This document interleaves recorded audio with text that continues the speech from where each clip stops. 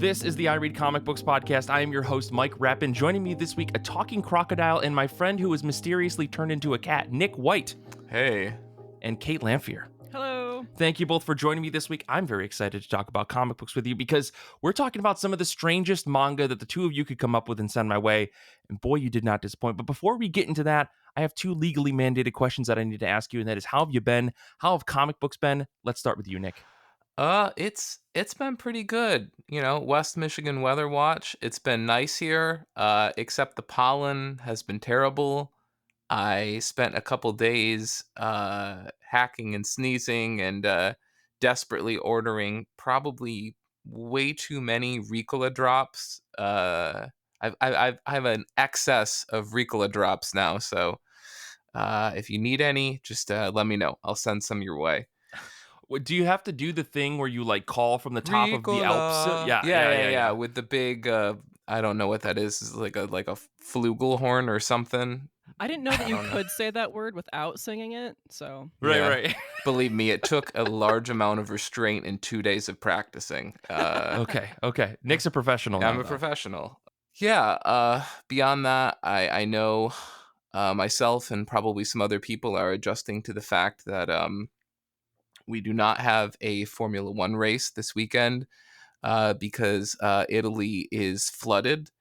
I'm sure some of you, yeah, it's flooded. That's if you just go to CNN.com, it just says Italy is flooded, front page. That's just it. And that's not inaccurate, because when you told me that, I Googled it and it was like the top 5 headlines were Italy experiencing massive flooding. So like, it's parentheses, Nick told you this, yes. Yes.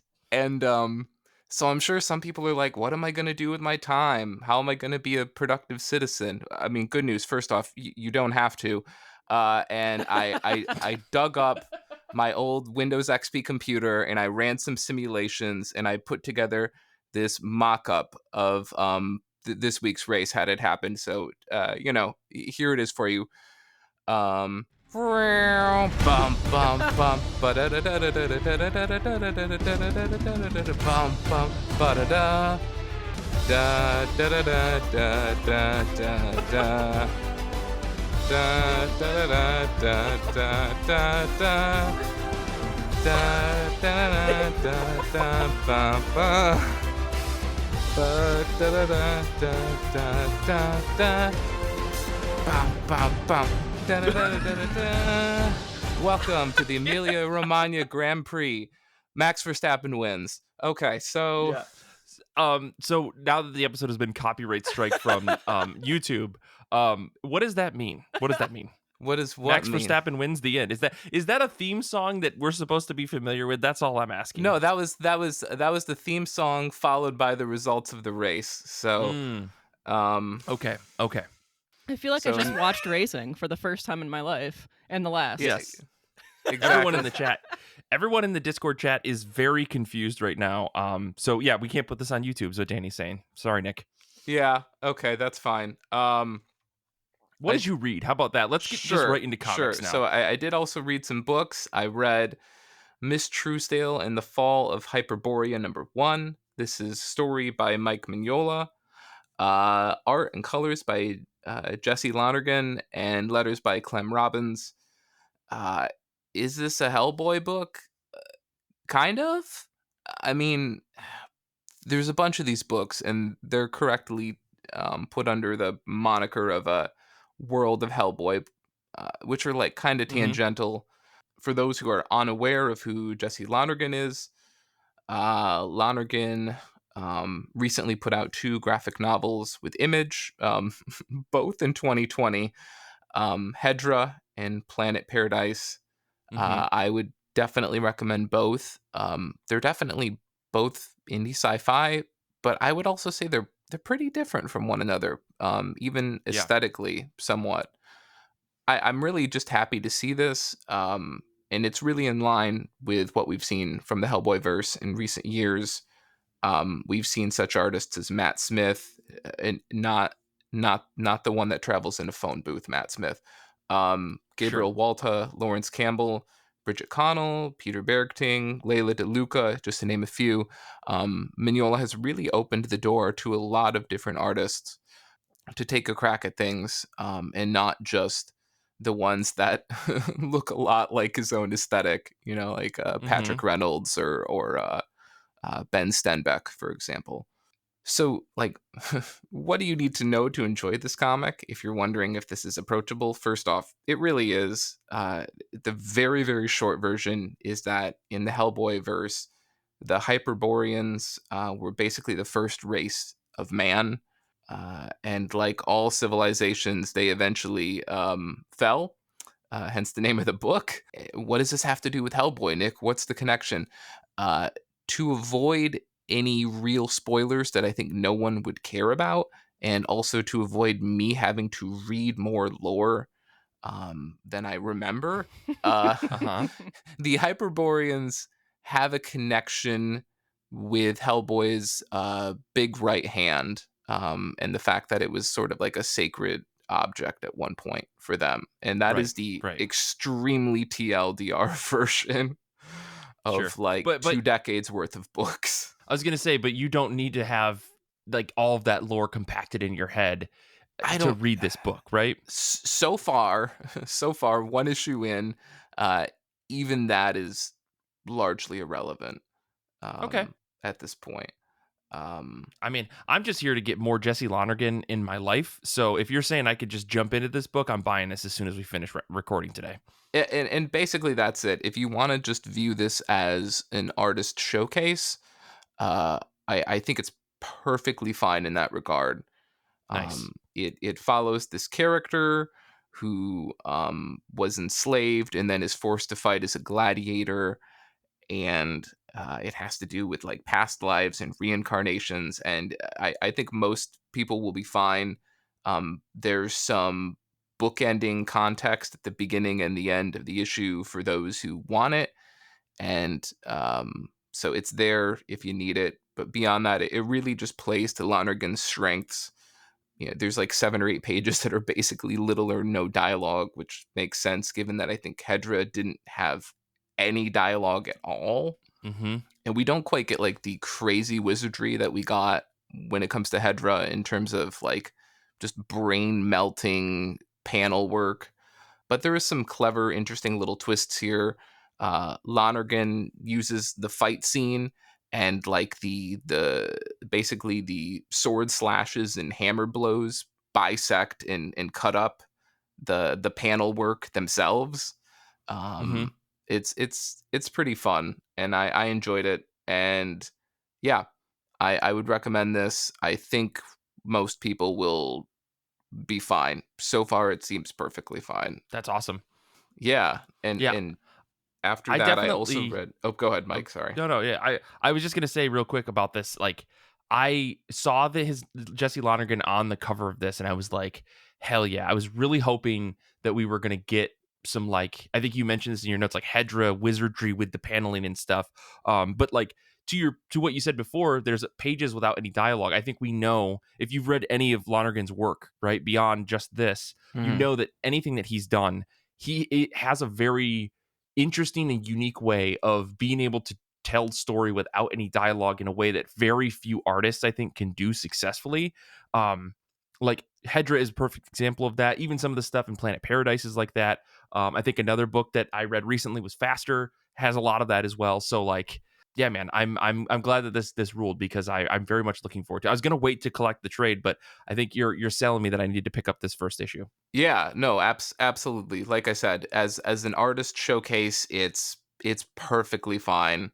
And so Mm-hmm. far, Mike Mignola has not, decided to make this a real deep cut story, and I appreciate that with him. He doesn't, Mm-hmm. have his head up his own ass on, thinking that he needs to like gatekeep the fact that Hellboy does have this large overwhelming amount of lore, if you want to Yeah, get into it. But totally. I also did read Faster. This Well, was we'll get to that. We'll get to that. We'll get to that. Let's jump over to Kate real but yeah, quick, and we'll then get we can there. get back Yeah. to you. So, Kate, what about you? How have you been? How have comic books been? Good, yeah. My obsessions are currently gardening and still Six of Crows, and this series, which I never thought that I would read. This is Attack on Titan. I read volumes 1 through 7 in the last week and a Kate, half. what? This? I'm sorry, but I feel like I know you pretty well. This is not your vibe. What the fuck No, is going on? I don't know. The K drama or the K manga app from Kodansha dropped, Oh and yeah. this was like their first Oh free right. read, and like it's all free through November or something like that.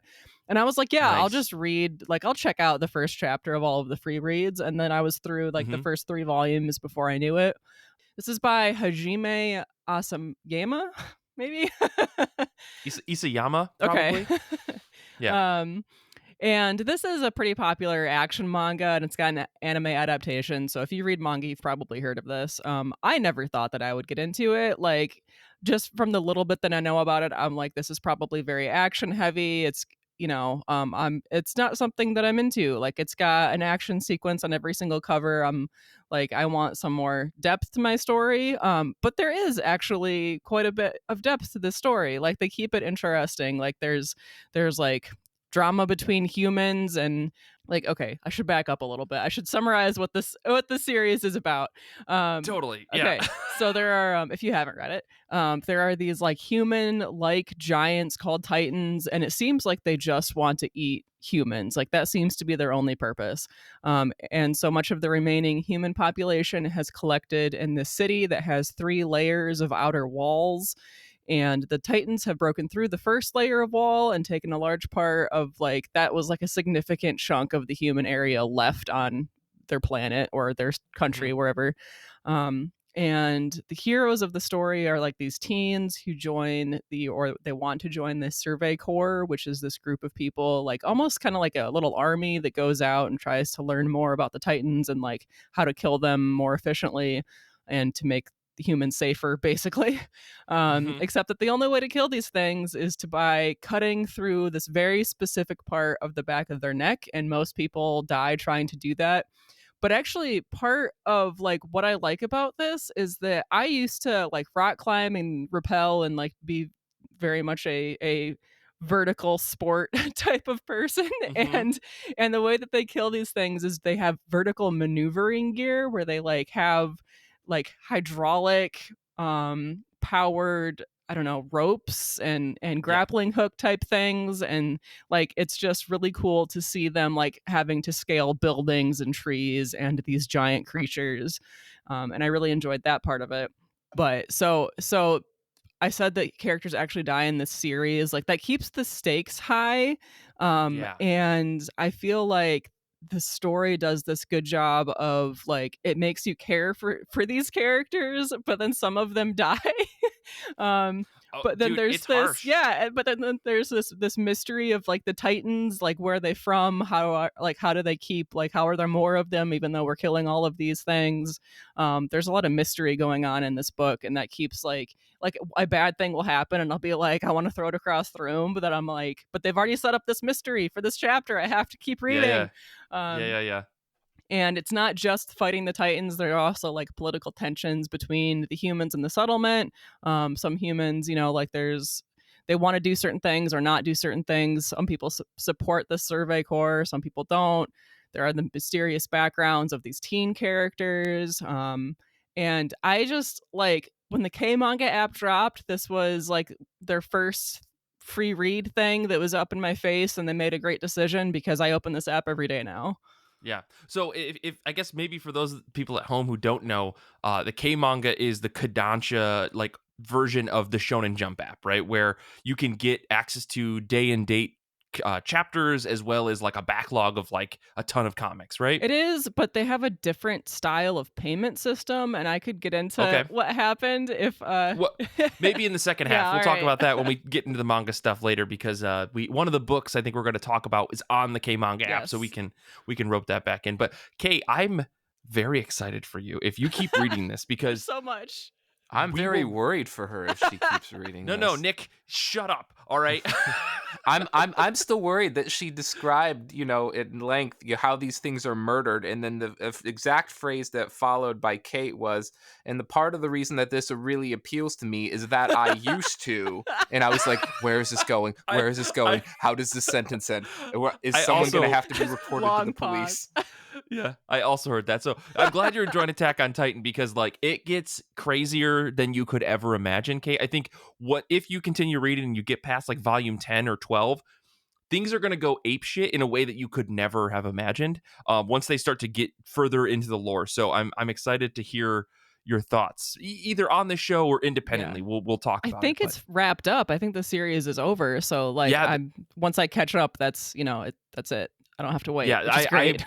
right when volume 34 I think came out is when I was like, all right, I'm gonna read all of this, and I did, and I could not stop. I was right in the same thing.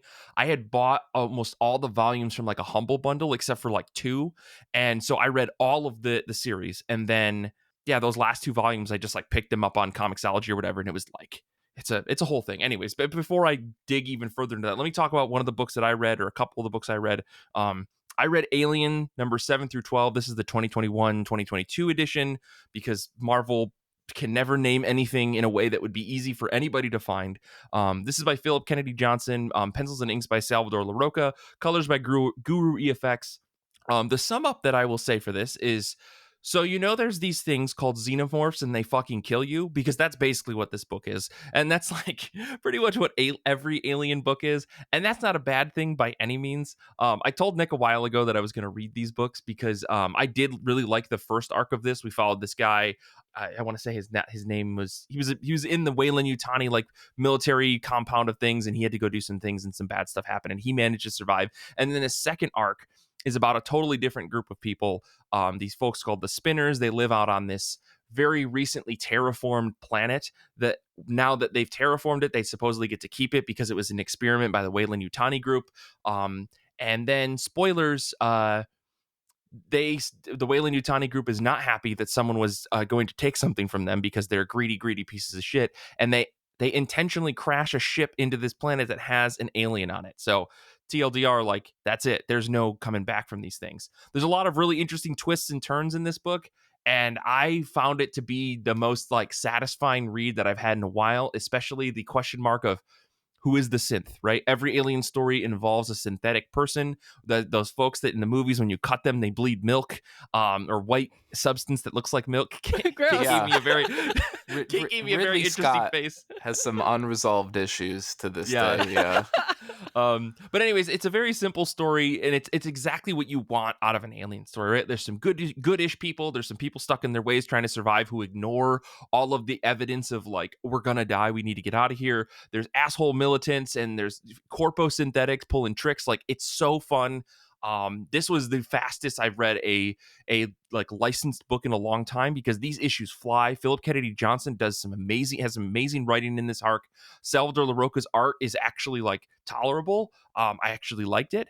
And that's probably because he wasn't drawing real people. I'm not going to harp on this joke that we constantly have been belaboring like on the show, but still, Salvador LaRocca's art was good. I thought his aliens were really good in this. There was an interesting twist in the like, what are we, what's the new alien morph that we're going to see in this issue? And there's a really cool thing that they do.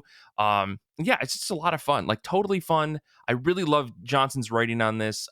Again, the pacing's incredible. So yeah, solid stuff. Nick, I know you've got something to say about this because I think you were even excited about this volume when it came out, right? Yeah, it's an interesting volume. I think the setup of, and I think maybe you got at some of this, but not entirely, that you have this religious community basically Mm-hmm. that wants to separate themselves from technology, and they get into this bargain with Weyland Yutani where if they terraform the planet, then Weyland Yutani will basically give it to them and they can go back and to their, anti-technology ways. Yeah, And they're like weird pilgrims. It's basically crazy. it's the yeah it's a nice setup and an explanation for obviously why they're not armed to the teeth, right, Mm-hmm. and Mm-hmm. whatnot. And I do agree with you that I think Salvador LaRocca's art is better, and I think part of the reason that is not only, as you pointed out, that he's no longer trying to do human likenesses, like when he drew Bishop, Lance Hendrickson, in the first arc, is also that this arc, minor spoilers, is mostly planet side and not in space. And so I Yes. think a lot of the models and a lot of the space imagery that he might have, you know, um, um, attempted to imitate no longer exists. And for us as readers, we're not, looking for him to deliver on a perfect likeness of that scenery. And Yeah. so he's just free to draw this planet without expectations of how Yeah. things should or shouldn't look. So that's why I think it does look better. But Yeah. yeah. I really was impressed overall with this second arc, and like again, if you're looking for some good times that are, I mean, good times in heavy quotes, of like an entertaining read that feels exactly like the movies, I honestly think Philip Kennedy Johnson has managed to capture that in both the first arc and the second arc of this run. I can't speak too much to the newest run that he's with a different artist and stuff because I've only read the first two issues, but these two arcs are rock solid, and I really really dug it. So yeah. Yeah. But Nick, what else have you been reading? I know you said said it before, but let's get into it. Yeah, so apparently I ended up with a Jesse Lonergan theme for this week's reading, and I think I told you a couple days ago that I had been waiting for this to pull out this book, but I read Faster by Lonergan, which Mike had given me for my birthday this year, and so yeah, I believe this is only available in physical print. It came out in 2021. It's like a small little booklet of sorts, and it's interesting. It definitely feels more watercolor. I don't know if Lonergan does digital watercolor or not. It definitely seemed convincingly real to me, Well, but I'll give you a little bit of insight on this. So this is like a mini comic that was put out through Booligan Press, and it's specifically printed using a Riso printer that uses like a limited color palette to create, and it's on like a special kind of paper to create that kind of like textured, almost watercolor feel. But it's definitely his digital art printed onto this through this risograph. Which yeah, anybody at home, do a search for risograph. It's pretty cool. But that's why it has this kind of look and feel that it has. yeah, no, the paper has, even the paper isn't textured, but it looks textured, right? Because of Right. this art style. It's fascinating. And Faster is basically an homage to what looks like 1960s, 1970s Formula One aesthetic in terms of the cars. Mm-hmm. And much like Hedra, it's a lot of it is dialogue free, much like in his other book that I discussed earlier, from Dark Horse. You've got the author kind of bisecting panels that you perhaps wouldn't conventionally see. This is just something Lonergan likes to do, where he'll just take what would normally look like, oh, that would be one panel, and he splits it. And sometimes Yeah. you're like, well, why is he doing this? But It's for pacing. it's for pacing in your maybe, head. but also technically what I liked about its usage here is that sometimes he would bisect a panel before, if you're visualizing like a small booklet, he would bisect the panel so you wouldn't have that awful thing that we sometimes see in certain books, where the like the middle of the page, where where the spine and the staples go, Yeah. it gets hard to see or visualize the middle of the page, or it gets like sort of distorted by the way that the page bends inwards. So it just sort of makes it more visually appealing to look at. People know what I'm talking about. Maybe, I Yeah. don't know. Yeah. We're all comic book readers. Worst case Man. scenario, Zander and I will just have to come on and talk about paper quality, trade paperback quality. Yeah. But the book focuses on two main characters: Kona DeMille, the five-time world champion, and Molly Vox, the five-time runner-up. So we have this rivalry, and it begins with a news reporter talking with Molly Vox, and Vox says, quote, "I hate her," and the reporter says, "Can I quote you on that?" And and Vox says, "Please do." So, and with that, we have the heart of any motorsport rivalry. It's petty, and it's definitely bitter. and it's perfect. It's very on point. We get a And track. it could have been Oh, and good. it could have been pulled from like a more recent F1 race. If there wasn't one canceled, Max Verstappen may have said that out loud today. It sounds like a direct quote of like Esteban Ocon and Pierre Gasly. So that's Sure. a deep cut that about 3 people will be like, I know what he means. It's so true. And everyone else if you do know what Nick means, please send us an email, ircbpodcast@gmail.com, and explain it to me. Yeah. Subject, I know what he means. Body of the email, I know what he means. Yes. That's all it. caps, please. Yeah. That's it. We'll and when you do that, we'll know what you mean. So but it's perfect. Like, I don't know if Lonergan is like just a huge fan of racing, or this is just something he just picked up, but just we get a perfect little track layout graphic. We get sort of a little cast of characters with their little profile pictures and a logo for their car. It almost looks like a Mario Kart select screen in some ways. It's perfect. Yeah. We have characters like Mothra Pearl, get it, Mother of Pearl, Upton Eclair, which I think is like maybe like an Upton Sinclair thing, I don't know, and Balaclava, and of course the guy's wearing the mask. It's perfect. The race kicks off, and you just have Lonergan on full display, like 25 panel pages. He's got this wonderful rendering of speed. He really captures just the sheer overwhelming sensory overload of a race, from like the engines just revving to just it's fantastic. And then the other thing I just want to briefly mention is that he really hits on all of the stupid racer archetypes and backgrounds that we see in racing. We've got the guy who likes to party and have fun, and because of that, he's accused of maybe not taking things seriously enough. We have the person who like always finishes first, but they don't have any friends and they don't socialize with anyone. We've got the driver who's like way too worried about whether or not they're liked or not, to the point that when they come in for their pit stop, like they're basically having a pep talk with their drive for their racing principal, where they're like, do people like me? And they're like, yeah, people like you. Like, as they're like actually putting the new tires on the car. It's just, it's so stupid. You've got the guy who like in his free time does things that are arguably more dangerous than racing itself. He's like fighting a shark with his bare hands in like the off season. And you've got like the legacy racer with like a tragic family history of like crashes and deaths. It's just like, it's like all of the archetypes. It's perfect. It looks great. Happy birthday, Nick. I knew you'd love it. I fucking knew it. So check this out. I know it's not the easiest thing to access. I know it's not available digitally, but if you're at all a fan of Lonergan or motorsport or indie comics, just go get yourself a copy. This is Faster by Jesse Lonergan. We'll put a link to this in the show notes, because like Nick said, it is a little bit harder to get, but it's totally worth the price of admission. I think everybody will enjoy it. Yeah. Let's see, Kate, what else did you read?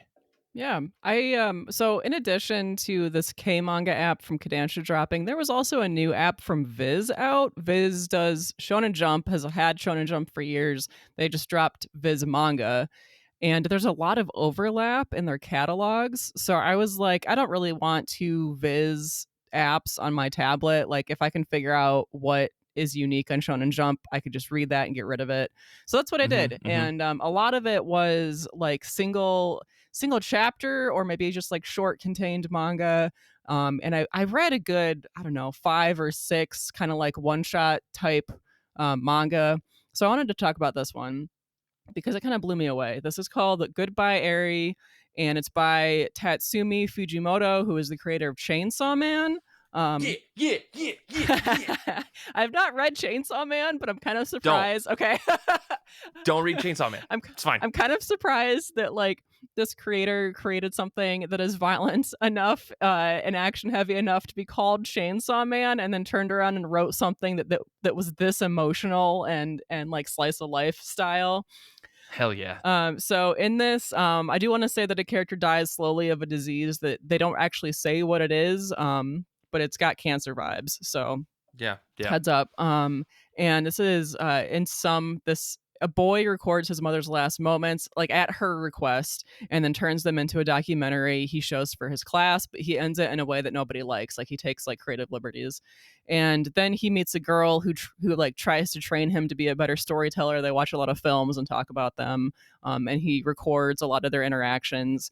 And the book largely follows their friendship and like his like ideas on like storytelling and film. And it's really clear that the story is told from the point of view of the protagonist, and it's like largely through his camera lens. And you kind of like, there's this exploration of the idea of an unreliable narrator that the story does really well. And the fact that you're seeing it in this like really emotional, like slice of life story, I found really unique. And in terms of like storytelling, Goodbye Eri, like it wraps back around on itself in a really interesting way. And like I could almost say that it was repetitive, but I feel like it was more of a like storytelling parallel that I thought worked like really nicely and made the emotional beats stronger. Yeah. But I do want to say that I don't know if this is going to be for everyone because like I said, that the protagonist made this documentary and then ended it in a way that people didn't like, and that gets reflected like in the way that the manga ends, like the Mm-hmm. parallels in the story, it parallels that. And I liked it. Like I kind of saw it coming. I'm like, I see what this story Yeah. is doing here. But so that's a Goodbye Eri on the Shonen Jump app. Really short story, but oh Yeah. boy, like you might need a palate cleanser afterward, but really well done. Yeah. Totally, totally. I love this book. I have a physical copy Yeah. behind me on my shelf, which you can get a physical copy if that's your bag when it comes to manga. Since it's a one shot, it's awesome. So you don't have to buy a dozen volumes. It's just the one thing. But yeah, I love this. So like the creator, Tatsumi Fujimoto, he like took a break from Chainsaw Man. Like he ended this big arc, took a break, and then he did a couple of one shots, and Goodbye Eri was one of them. And I remember just being floored by this when it Yeah. came out on the Shonen Jump app. I think I talked about it when it did come out, and I'm glad that you discovered it like on your own, and it was like, this is crazy good. And it's like, because this guy has the potential to tell good stories. He doesn't always tell good stories, but he has the potential to tell really good, entertaining, and interesting stories. And I think this is a solid one. Reminds me a lot of Schenectady, New York. If you ever saw that movie, don't see it. It's a weird Okay. Charlie Kaufman movie. It's about like a guy, Philip Seymour Hoffman, is trying to make a movie, and then he starts to make a movie about making that movie. But in making a movie about making the movie, he has to make a movie about making the movie about making the movie. And in order to make that movie, he has to make a movie about Oh making the movie. no. But it's kind of like a weird psychosis crazy thing. And maybe that's a wrong way to classify, but it's kind of like this weird trying to mess with your head about what is storytelling. It's really interesting. And I feel like I got that same vibe from Goodbye Eri. So if you Yeah. liked that portion of it, you might like that movie. But yeah, I'm glad you found this, Kate. Love this book Yeah. to I death. loved it. But yeah, let me talk about one more book and then we'll jump into the top of our pile. I should have just kept going earlier, but I read Aliens Annual #1. This is that same Philip Kennedy Johnson, Salvador LaRocca, Guru EFX group. This is the annual that came out after Aliens #12, and it follows the guy who survived the first arc of LaRocca's or Johnson's run. Right? Am I wrong about this, Nick? You may or may not have some plot details wrong, but I don't want to elaborate for risk of spoiling things. Well, regardless, we follow this guy who gets recruited to basically, he has to go investigate this place that was overrun, or they have to transport an alien egg somewhere. And spoilers, things go awry because, of course, it's a really interesting book. Or one shot. It's fun read. Puts the fear of God in you around artificial intelligence, and I'm not talking about ChatGPT. I'm talking about synthetics. Since that's kind of a core piece of the story. And yeah, I really, really liked this like one and done story about aliens. Like again, I totally understand why people get this, like, and love these stories. Nick, I understand why you like all of this stuff. And the more I read it, the more I'm like, yeah, it's easy and predictable. And then good writers find interesting ways to twist the aliens narrative without straying from what makes alien stories good. An alien shows up and you're probably not going to survive. That's kind of like the gist of most of these stories. But this one in particular had a really interesting twist that I feel like very few storytellers in the aliens universe can get right. And I feel like Johnson got this right.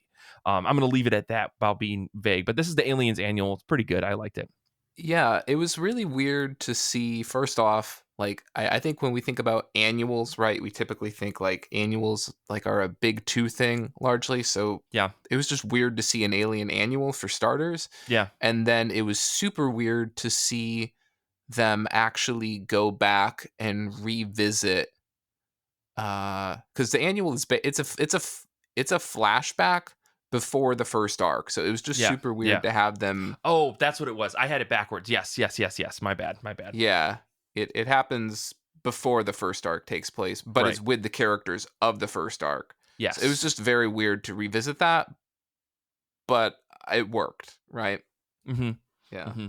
I especially love this because we got, and I've never seen this, and I don't read a lot of aliens, and I've never really, I don't think I've seen all the alien movies, but I think I've seen and read enough to know that we actually got like some Wayland Yutani people like corpo greed moments where they're like, if we do things off planet, then blah blah blah blah blah. Like there's no rules if you do this here and there, and like we like they are clearly putting corporate greed over human survival. In text, not just an implication, which I think is interesting. We got to see the shitty faces of these guys that are like, yes, let's do this awful thing. Right. That's so it's very nice. It's very like a good, satisfying story. Like obviously the bad guys are gonna, or the corpo bad guys are always gonna be the bad guys, and they're never gonna lose because otherwise the story would not exist.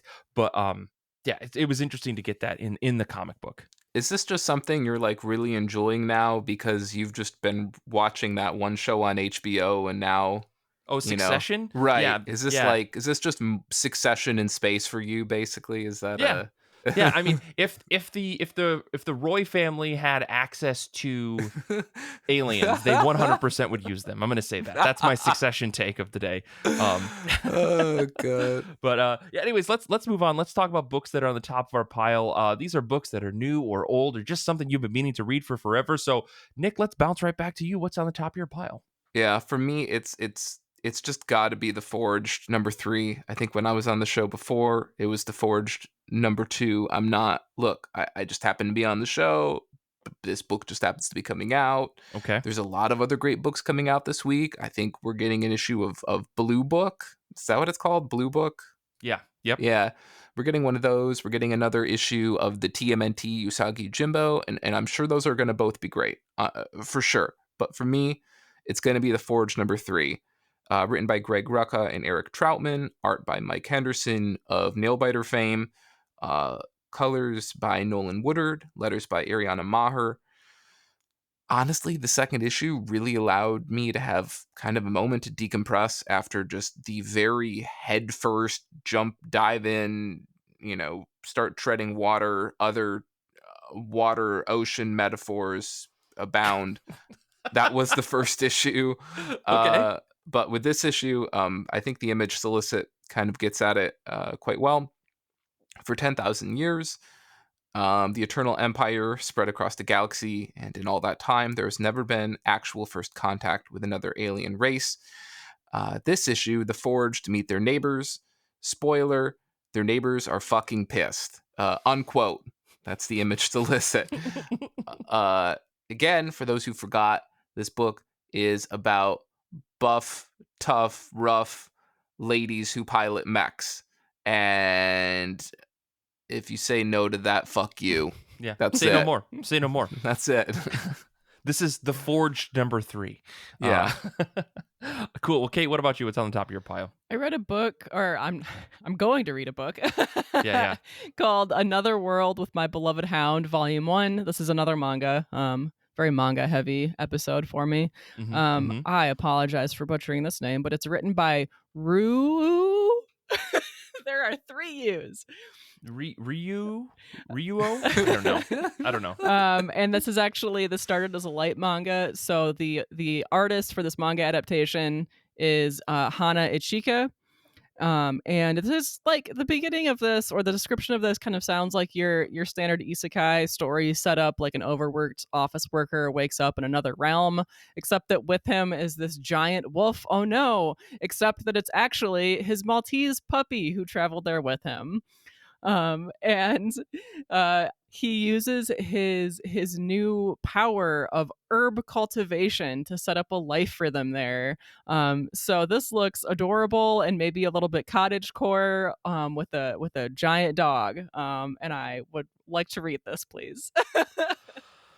I'm gonna just put a hard number on the number of isekai mangas that I'm gonna allow on this show moving forward. I don't Like usually like isekai. Like, I'm kind of sick of it, but this sounds really cute. Really?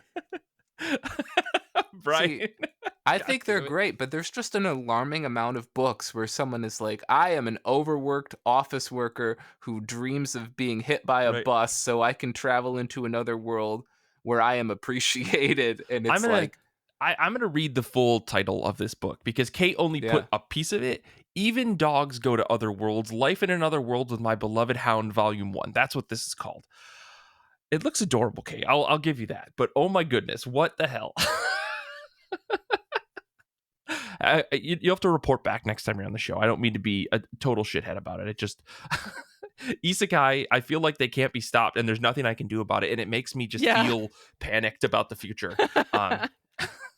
But let me talk about some Discord picks. We got folks hanging out that's on the Discord. If you want to, you can always go to ircbpodcast.com or check out the show notes and click the link to join our Discord, and then you can hang out with us when we record live. Danny's hanging out with us today. He's reading City Boy #1. Brian's reading How Do We Relationship Volume 8. Hannah's reading Wonder Woman #799. And Vincent is reading House of X Powers of 10. The collection, I'm guessing. All great picks. I'm excited. Good for you folks. Let us know what you think of those. But for me, I'm going to be reading Fury #1. This is Marvel's Fury 60th anniversary issue that they're doing to celebrate all things Nick Fury. The reason why I'm reading this, though, is because Al Ewing is on writing, and we've got some stuff from or pencils from Scott Eaton, Ramon Rosanas, Tom Riley, and Adam Kubert. Inks by Cam Smith. Colors by Jordi Belair. Like I said, this is a 60th anniversary thing, and the synopsis is, who is Scorpio? Scorpio is a big Scorpio, a glamorous rogue agent with a deadly secret lures Nick Fury into an action thriller of a lifetime. ... His father's. I don't know. This sounds dumb and over the top espionage stuff, and I'm here for it. I trust the Al Ewing with my life at this point. I'm looking forward to just seeing like whatever he's got going on here. This gives me Secret Warriors vibes. However, I doubt that Marvel will ever do another Secret Warriors like Hickman style thing. So, yeah, looking forward to that. Should be fun. But yeah, let's take a quick break. And when we come back, we're going to be talking about some of the weirdest manga that Nick and Kate could come up with and send over to me. So we've got 2 interesting picks. And if I'm looking at my notes, there's like 20 other books we're also going to briefly talk about. So we'll be back in just a second.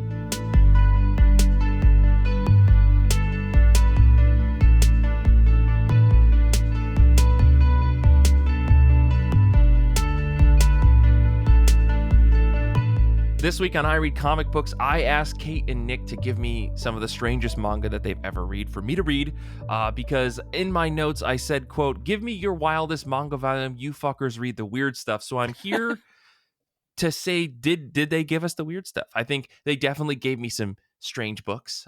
We didn't go in the route of hyper violent or into like hentai or anything like that, or we probably could have gone into more explicit zones, but I think that Nick and Kate don't really read that, so which is why I thought this was a safe ask compared to maybe other people who maybe listen to this podcast or are whatever could have probably recommended. But if you have any strange recommendations, keep them to yourself. So let's yeah, you depraved fucks. No, you guys know our email address. Email me. As I said at the beginning of this year, if somebody emails me something, I'll give it a try. I'll give it a shot, but I'm going to give an honest review. So keep that in mind. Anyways, Kate, let's start with your book. What was the book that you picked and why did you pick it?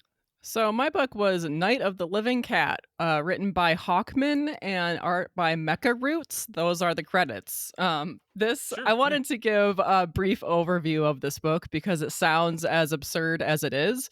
So the backstory is that there is an explosion at a cat food factory and some test subjects escape. Why there are test subjects at a cat food factory? Don't ask me. Then sometime later, maybe weeks, a cat appears who spreads a disease that causes humans to turn into cats if they touch a cat. The story follows some people who work at a cat cafe as they try to escape from the cat horde. one of these characters has no memory of from before working there, which has only been since the explosion. But he knows a whole lot of facts about cats, and that's it. So it's basically like a zombie movie, but with cats. Uh, yep. Yep. That's it. Well, Kate, why did you pick this book, I guess? So I really like this balance of there cats are bad. Don't touch the cats. Run away from the cats. Barricade the doors against the cats. Except that everybody wants to pet the cats and loves the cats, and the cats are adorable. So it's like, so it's just this balance. I'm fine with that. Yeah, it's just this balance of like I don't really understand yet in this series if like the cats have some kind of like a like I don't know if it's part of this disease that more people want to be cat people than there usually are, or if it's legitimately just your normal the internet is for cat videos type cat love that is real in real life, that is placed into this manga. And I don't really know if I care. Like either way, I really like this, but I want to pet the cat, but the cat will turn me into a cat. Right. Which is the primary problem of our protagonist, right? Yeah. Like he loves cats, like militaristically loves cats, and cares about them and knows everything that he can about them. And that's kind of the center of the mystery of this book. And yet he can't pet the cats, Yeah. and it's constantly breaking his heart It's throughout the whole terrible. book. I guess before I give my major thoughts about this, I guess I don't know, Nick or Kate, if you had more to say, go ahead. I'm sorry. I just wanted to say that the most effective weapon in this book is cucumbers. They throw the cucumbers and the cats jump back, and it buys them some time. Right. Yeah, and it was a nice little detail. Yeah. So Nick, you also read this. What were your thoughts about this? Curious. Yeah, I think the way that they set it up makes it a little bit. I mean, no one believes this scenario to be like dramatically, convincingly real, but I believe they set it up in. I think at the beginning they say that it's a world where like everybody loves cats, which is like obviously not true. Yeah, they say something like And I think 90% of right, households have a cat. Right, 90% of like the population have a cat, and I was like, okay. Mhm. But at least that sort of like sets things up for why there are so many cats, why people love cats. It's in a universe where everyone seems to be, a cat person, so to speak. But I also kind of love the beginning scene where they're like fleeing from this unknown enemy. Um, and like the one guy is like, "Oh, I'll face them off. You guys run ahead and flee or whatever." And he looks back, and it's like this guy wearing goggles is like being assaulted by a bunch of like cats. And then following it, one of the other characters says, like in all caps, like, "I can't believe a tough guy like him became a cat so easily." And I was like, "Oh boy, I think I'm ready for this book. This is so dumb." Um, I think what really sells it is that the art style is pretty solid, but it's also realistic, and like the facial expressions of like anger or terror like would fit into something like The Walking Dead, right? But we're seeing these expressions and emotions in this goofy ass comic where people are being attacked Mhm. by cats. So I think that's what really sells it.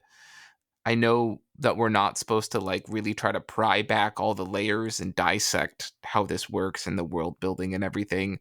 And I do love cats. I don't have a problem with cats. But part of me after a few minutes was like, they're always running from the cats. Is this a Right. world where guns don't exist? Why aren't they killing the Well, oh, cats? hold on, Nick. Come on. You can't.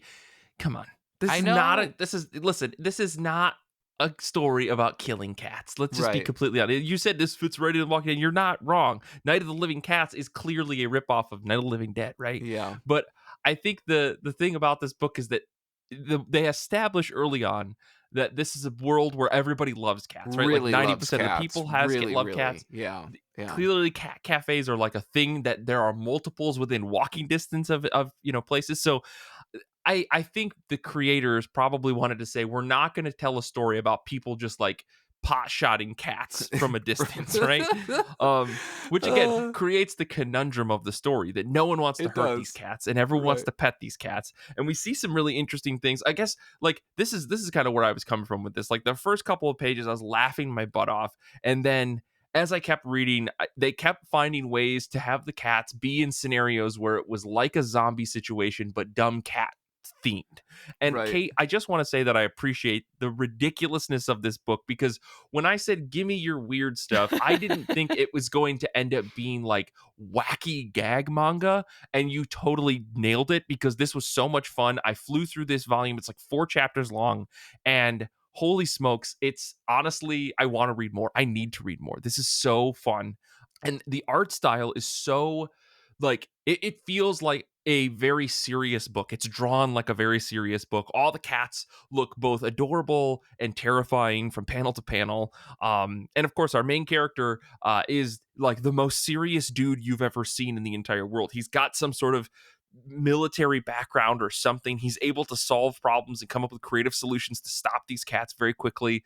And it's a lot of fun to see him try to Nick's point, do things that are not lethal or even going to remotely Well, harm these cats. yeah. Like the big twist in the first issue is they go into like a sporting goods store, and then he grabs like a water pump for watering your garden and just sprays the cats away. And then he gives this justification as if it's like hurting the cats. He's like, no, because the ancient jungle cat or ancient African cat, if it's coat gets wet, it has the chance of dying from hypothermia. So cats hate being wet. And I was like, oh my gosh, like this is as good as you taking a headshot to a zombie, but it's for cats. It's so funny. And when you go into the book with that kind of mindset and that expectation, I don't know. I personally didn't think, why aren't they shooting these cats? Because I'm one of these people that would have pet a cat and turned into a cat. Yeah. So, I don't know, Yeah, Nick, and I maybe that's should saying something go about ahead. you. I don't know. Yeah, look, I should say this. Okay, like it was just I immediately was like, don't they have other solutions? And obviously they really love the cats. And I think one argument that I think gets made later, which sort of makes sense, is that obviously due to this issue, people are turning into cats, right? And Yeah, I don't know if they convincingly know which cats are cats or used to be people, or which ones can turn back. And I know at one right. point in the book they say maybe there's a hope or a way that at some point people that have been turned into cats can be turned back into people. And so, if there's a hope or a possibility that you can do that, you wouldn't want to go and murder cats, whether they're Exactly. actually just cats or cats that could turn into people, on the Right. off chance that some of them could be reverted back. So everyone Right. can get off my back. I am not advocating the murdering of cats that are just cats, or cats that are going to maybe eventually be turned back into people. I Okay? know, I know, I know. Listen, I'm just giving you a hard time, Nick. But yeah, Kate, this was fun. This was a lot of fun. I'm really glad that you picked it, because like I said, had a blast reading it. Like Night of the Living Cat. Every time I look at it is funnier. And then I noticed on the last chapter that I was reading, it's Night of the Living Cat, but it's N with YA in the middle. So like Mm-hmm. nya is the noise, like Nyan Cat, right? I'm like, the creators clearly thought about this, had a goofy idea, and ran with it. And I think it's executed well, and it's a lot of fun from beginning to end. It's like 4 extra long chapters, which means this is probably like a monthly book in Japan. So that chapters are all a bit longer, but every single one of them are top-notch fun. Yeah, I can't wait to read more. So solid pick. Nick, let's talk about the book that you picked, because you picked a very interesting one that I've actually been sitting on for a really long time. When you told me about it months and months and months ago, but finally I was forced to read it for this episode. So let's talk about it. Yeah, I mean, that's basically why I live for episodes like this, where I can eventually like have a moment where I'm like, no, you actually have to read the book now. Like you don't have a choice. I'm going to compel you Yeah. to read this book. So I live for these moments.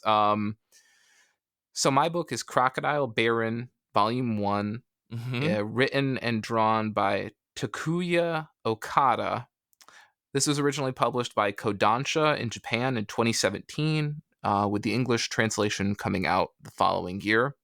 There's only 3 volumes, but that's still more than a lot of manga get, so we'll take it.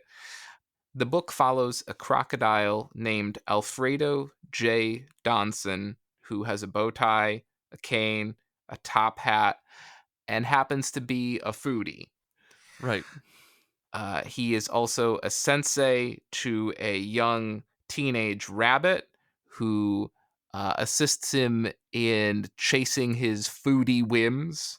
Most of the chapters begin with this rabbit showing up at his house and banging on his door and ringing the doorbell a bunch and saying, I've heard that like the hip new oyster places are in. And then the crocodile is like, I guess here's a good example, right? So at one point, the rabbit shows up and he's like, "Sweet shops with long waiting lines are in now." And the crocodile's response is, "Well, we certainly need to check them out." Yeah. And that's how it begins. It's the most ridiculous premise to like start a story, right?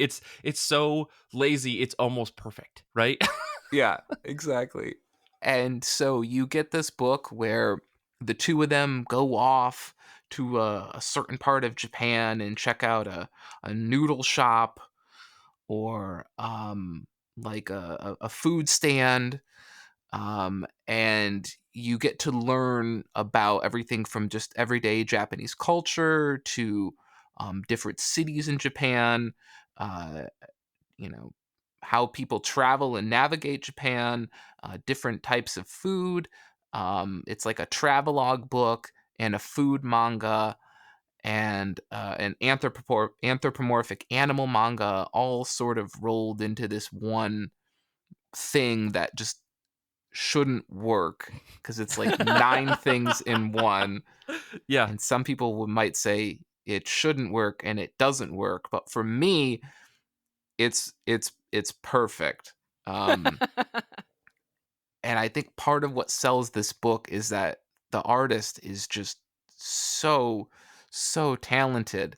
Mm-hmm. Mm-hmm. Um, like the moments you have these moments where our protagonist, the crocodile, eats these foods and he's so inspired by them that you get all these different like visual um like analogies that he does.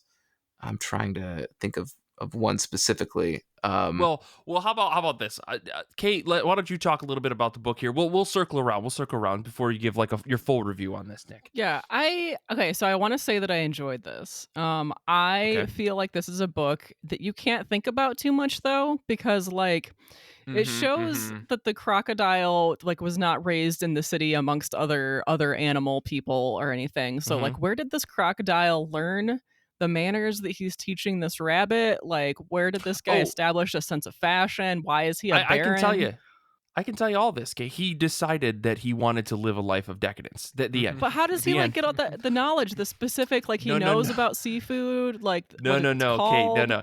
He Kate, you're just ruining this book. he just decided I'm just that he kidding. was gonna live a life of decadence. That's all we get in the volume. That's I it. Like you see him and he's like, I decided I wanted more, and he Yeah, goes upright onto 2 feet and walks and out then of the just Nile. yeah. walks And out of the that's Nile. And then I have more questions, which is the fact that we see the crocodile living in the wild as a wild animal, eating, hunting, like preying on other types of animals. And yet then he goes to the city and he like talks to this rabbit and other people that he does not prey on. This is a Hmm. civilized area. And then he also goes to the restaurants where he eats meat served to him mm-hmm. by Mm-hmm. okay. So this is Yeah. like I had a similar conundrum when watching the movie Zootopia, like, except that this one is more specific. Yes, the Sure, animals sure. eat the other animals, except in the city.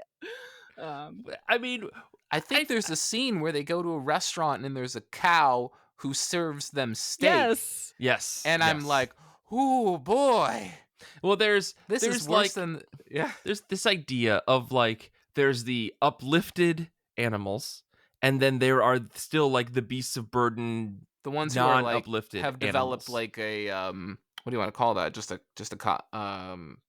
Self-awareness. Yeah, yeah, Sure. yeah, yeah. Well, That there's sort of a split. I think we probably don't need to think about it too yeah, much, you right? This is can't. like You You can't can't. enjoy this you manga if can't, you think about it.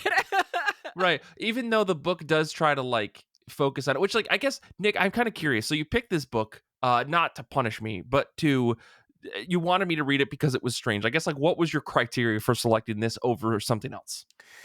Yeah, I think like I got at earlier, it really feels like it's 7 different archetypes or genres kind of mashed into the same book to the Sure. point that I'm not even sure which one is like the prevailing one. Is it Hmm. maybe that Hmm. it's slice of life, I guess, or you could say it's like predominantly a food manga, That's what I got. but it's just all these different things kind of stuck together. I think the art is, really cute. A lot of it seems kind of like cozy, just the Hmm. ridiculousness of a a crocodile that comes downstairs in the morning. He's got his newspaper on his table and he's drinking his morning coffee, and just the fact that that's normal in this book, just so goofy. And I just, yeah, I'm on board with that, and I love a good food manga, and I feel like this just hits that perfectly right on the nose, and really gets at that idea of the transformative power of food. Sure. Yeah. The crocodile has these visions when he eats the food. At one point he's like eating, I'm probably going to mispronounce this, udon noodles, Yeah. Yeah. and he gets this analogy of the noodles, like sort of like slurping the noodles and they're flying all around, and it makes him think of the bullet train that they were traveling on earlier that Right. day. And you get this imagery of this bullet train barreling into the open jaws of the crocodile, or that Hmm. other one where he eats the it's like hot octopus, Yeah. and Yeah. he's like, this is like being in the molten core of the earth, right? And he's Right. like, it's so hot, and what is this devilry? And there's like an image of like a wizard branding the crocodile's like tongue with this super hot, like scathing metal. And he's Yeah. just got all of these like wild sensory images for just the transformative power of food, and it takes him over, right? And Yeah. he has these moments where he just flashes back to being in the Nile, and like his nature, his more core tendencies come out, and they have the pond where you pick your fish that you want to grill, but he just like flashes back to the Nile and like destroys all the fish. Yeah. And Yeah. he's like, I'm so sorry, I'll pay for everything. Right. There's something kind of wonky about like the story that you obviously probably need to read more to get into. Like, what is, I think, answering the questions that Kate brought up. What is this guy's Yep. background? Why does he keep having these flashes to like his life when he was before he was elevated or whatever we want to call it? Yeah, it's an interesting book. I did have a really good time reading this. I'm glad that you finally got me to sit down and read it. Because I think when I tried to read it at one point, I was like, oh no, I'm not. I don't want to read the wacky adventures of this weird alligator and his pet rabbit or friend rabbit or whatever. And then it turns out that it's actually just a goofball manga that has jokes. It's got food. It's got questions of like these anthropomorphized animals. It's kind of slice of lifey. Like there's a little comic at the end of the volume where uh the crocodile, he like helps a hedgehog, in the middle of the rain. Like it's really adorable at the same time, so it's got a lot of cute, super cute elements. There's like this politeness, this slice of lifeness that you get only from comics that like choose to move really slow. And I imagine there's just like really nice ambient kind of like keyboard playing in the background through everything that's happening in this story. So yeah, this, like you said, Nick, it does have a lot going on for it, and I understand like why that would be a reason to pick it, but it does all work ultimately. I don't think that anything about this book feels out of place or doesn't feel like it works as well. So yeah, I mean, this is an interesting pick, and I enjoyed it. I'll probably finish the next two volumes just because I have them already. So yeah, this is good stuff. Kate, I don't know if you had any other last thoughts about this book before we move on to maybe some of the runners ups that you guys had. Runners ups. I don't know how you say that. I just agree that this is definitely, I think it's primarily a food manga just because of the visions that he has when he eats something really good, which is everything. Mm-hmm. Um Mm-hmm. but there was this moment in it where the rabbit goes, "What do you think?" And after he has a vision, the crocodile is like, "It's good." Like, he had this transformative experience, and he's just like, "It's good." Yeah. Yeah. Well, Kate, what was one of the books that didn't necessarily make the cut for today, or maybe was like a runner up? Yeah, so Nick and I had both mentioned this at one point at different times. This is Penguin and House, and this is about a penguin who lives in a house with like a human teenager, and I'm not really clear if this penguin is supposed to be like a butler or a cook, or if it's just a roommate or a pet. Doesn't matter. This penguin Okay. will like make lunch for the teenager, and the teenager forgets it, so the penguin travels all the way across Tokyo, and delivers the lunch. But when he gets there, the teenager is already eating lunch that he bought with somebody else, and it's heartbreaking. And pretty much every story is something like this. Like like the teenager doesn't appreciate the penguin, and it's very sad. Except that all of the teenager's friends like the penguin and appreciate the penguin. The penguin does Okay. not speak, but you can tell how it feels from, the manga style facial expressions. Sure, You sure, know what I sure. mean. Yeah. Everything's like a little overacted. This is a little sad, but it's absolutely adorable. I will read more of this. I'm looking at the cover right now that Brian just posted in Discord. It looks very cute. Looks super cute. Yeah. How did you come across this book? I was at the library one day. All right, never mind. Yeah. Nick, how did you come across this book? Scrolling through the new manga tab on Oh, okay. Comixology. All right, same shit. All right, you guys already know how you find comic books. This is stupid. No. No, I shouldn't be surprised because you guys definitely, and this is why I wanted to do this episode. You guys definitely scrounge through places that I probably would like glaze over, like digging through the depths of the Amazon listing pages for new manga, or the RIP Comixology manga page, right?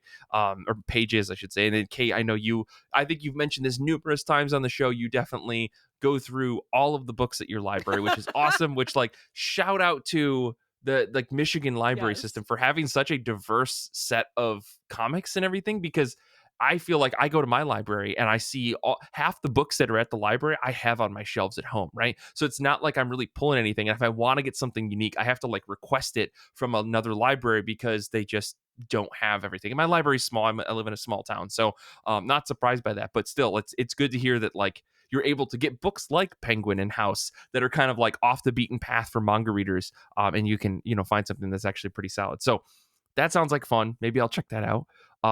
Nick, what's another book that was on your runner-up list? Yeah, for me, it's going to be Drifting Dragons by Taku Kuwabara. Okay. Not the weirdest thing out there, but it's definitely, I think, a little unconventional. This book follows the crew of the Quinn Zaza. It's one of the few remaining operational draking ships, aka they hunt dragons. Okay. And they fly through the clouds on a Zeppelin, pursuing dragons and selling their meat to locals. It's nice to see a book about Zeppelins that doesn't involve the Hindenburg or Nazis.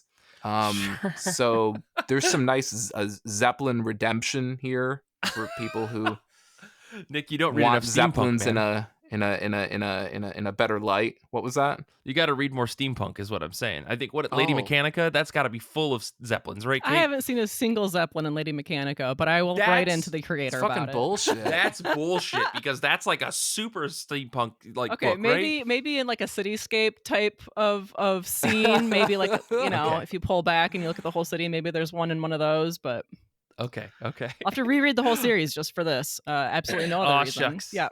Oh well. But Nick, this is Zeppelin Redemption, as you called Yeah. it. Yeah, But what else? exactly. What else makes this a unique pick? Yeah. So this crew is basically always on the move because a lot of towns in this world, I don't really know if it's Earth, I'm not sure, believe in this legend that any town that harbors a draking ship will then have a dragon descend upon that city, which is some interesting cause and effect logic, but there it is. And so you basically follow this crew and they travel all over and you learn about how they use the parts of the dragon and how they like chase them. And basically it's got a lot of whaling analogies. So if you read Moby Dick and said, I want more of this, I Okay. guess this might be for you. But also, there's this one guy named Mika who's obsessed with cooking parts of the dragon into appetizing recipes. Should have known. Exactly. So the food has no business looking as good as it does in this book. There's actually even real recipes that you can follow at the end of every chapter. Of course, I don't know how you're going to get your hands on dragon meat, so maybe you'll just have to substitute something else. Tofu, obviously. I mean, Whole Foods is getting weirder and weirder stuff all the time now, so they might they might have some dragon Okay. these days. Pick up some dragon and some kombucha. And, Yeah. it's my usual Whole Foods trip. No, I'm just kidding. I don't go there. So yeah, I would just recommend this just because, first off, visually, it's just a beautiful book. It's a beautiful, beautiful book. When you see these pages where the Zeppelin is crashing through these beautiful dreamlike clouds through the sky,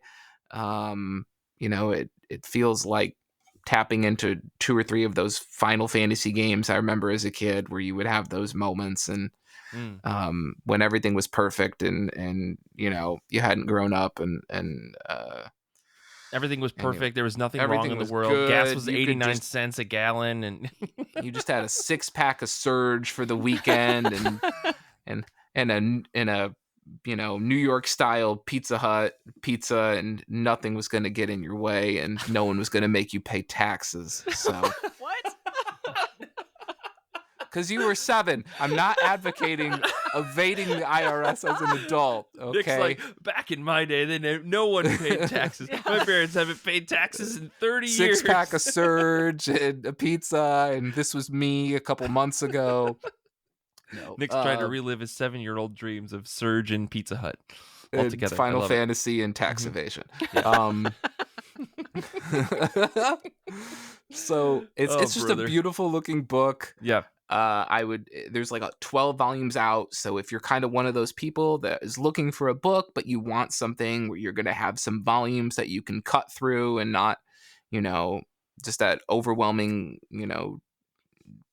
problem of like, I like this book, there's only 3 volumes. There's a lot here. It's an ongoing series. Nice. Yeah, so Cool. Well, I guess, Kate, did you have, I see in your notes you've got a couple more. Can you want to go over those real quick before we wrap up here? Yeah, I'll just touch on them. So Giant Spider and Me, I've actually talked about on the show before. This is about, it's post-apocalypse. There's a child and a giant spider living together in a cabin in the forest, and it is like a slice of life cottagecore story with the giant spider post-apocalyptic. No thanks. Moving on. No, it's adorable. It's so cute. And then there is My Sister the Cat. There's a real animal theme today. My Sister the Cat is mostly follows this teenage guy, but he comes home to his like adoptive family who are all cat people, except that the younger sister doesn't like talk, and she acts very cat-like, and she's basically just like a normal cat but in a dress, like cat people, except for the sister who's just a cat. Right. Yeah. Oh, okay. Love 'em. Great manga, honestly. I have so many questions and I fear the answers of them. But okay. So Giant Spider and Me is very cottagecore vibes. What is like the first volume about then? Is it just like, hey, big bro, I made flies wrapped in tapioca pudding, or is that what it is? Or it's been a minute since I read it, but like they're just like, they have to go and collect, I don't know, herbs and stuff from the forest. Like, oh, we've got to go find that blueberry patch today and have some blueberries for lunch. And I think that this little girl is frolicking through the woods, and then meanwhile behind her is the biggest spider you've ever seen, just like knocking down full trees. Not quite that I don't big, understand. but... Kate, I saw a cover. This is a big ass spider, okay?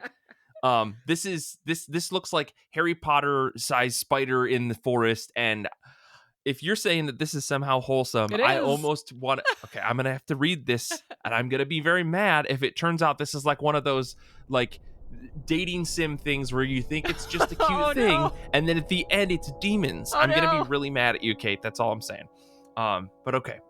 Well, I guess I'll put all these books in the show notes. Well, thank you guys for we'll wrap the show up. Thank you guys for giving me some strange manga to read. I will say I was very pleased with both of your picks, so like solid job. I appreciate it. I'm probably going to continue to read both of them just because they're really fun, and you know, they're like a nice turn off your brain, read this goofy thing, have a good time kind of book. So I will say next week's episode, I'm going to Canada. So to celebrate America's National Memorial Day, we're going to have a mini-sode instead. I sat down, me and Danny, I should say, sat down with Logan Rogers and Jason Holtzman, the editors of Tales from the Cloakroom Volume 2. We did an interview with CK and Aubrey earlier last year for Volume 1, so this is Volume 2, so the new editors and all sorts of stuff. We're going to talk about their comic interests and their backgrounds. They're pretty young dudes, so it's interesting to like talk to folks that aren't in their mid-30s about comic books for a change.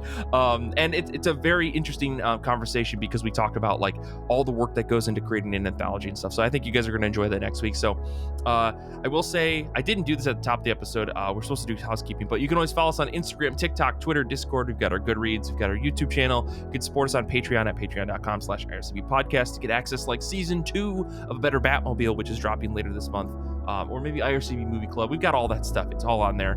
Plus the cool Giant Days of Our Lives thing that's there, and I've got like a really cool shirt on that has that. Zander is lurking in the dark, keeping you safe from the monsters who skulk in the ether. Infinity Shred is the best band in the universe. I want to say thank you to Kait and Nick for recording this episode with me. Thank you for everyone hanging out with us on Discord. Thank you to Brian for proof listening.